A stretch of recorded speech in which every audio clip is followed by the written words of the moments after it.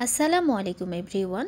ছাদ বাগান এবং ব্যালকনি বাগান সম্পর্কে সকল ধরনের ভিডিও পেতে আমার চ্যানেলটি সাবস্ক্রাইব করে রাখুন।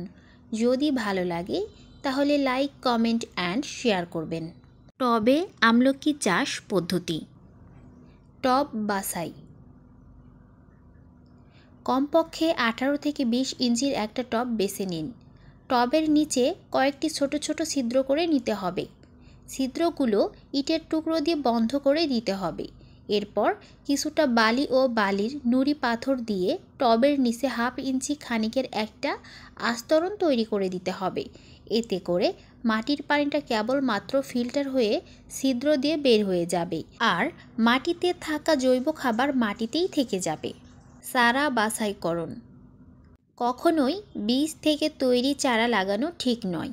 সব সময় গ্রাফটেড চারা, আর তা না পেলে গাছের ডাল থেকে তৈরি কলমের বা গুটি কলমের চারা লাগানো উচিত, কারণ বীজ থেকে তৈরি চারাতে ফল আসতে অনেক দেরি হয়, প্রায় 4 থেকে 5 বছরেরও বেশি সময় লেগে যায়। মাটি প্রস্তুত করা।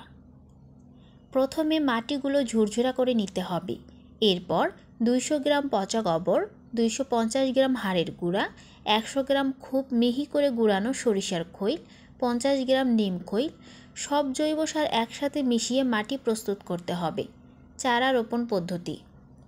তৈরি করে রাখা মাটির মিশ্রণটার কিছু নিয়ে এবার টবের তলায় আগে দেয়া বালি, নুড়ি পাথরের যে আস্তরণ তৈরি করা হয়েছিল তার ওপর 1 ইঞ্চি পরিমাণ উঁচু করে হাত দিয়ে বিছিয়ে দিয়ে আরও একটা 1 ইঞ্চির মাটির আস্তরণ তৈরি করুন।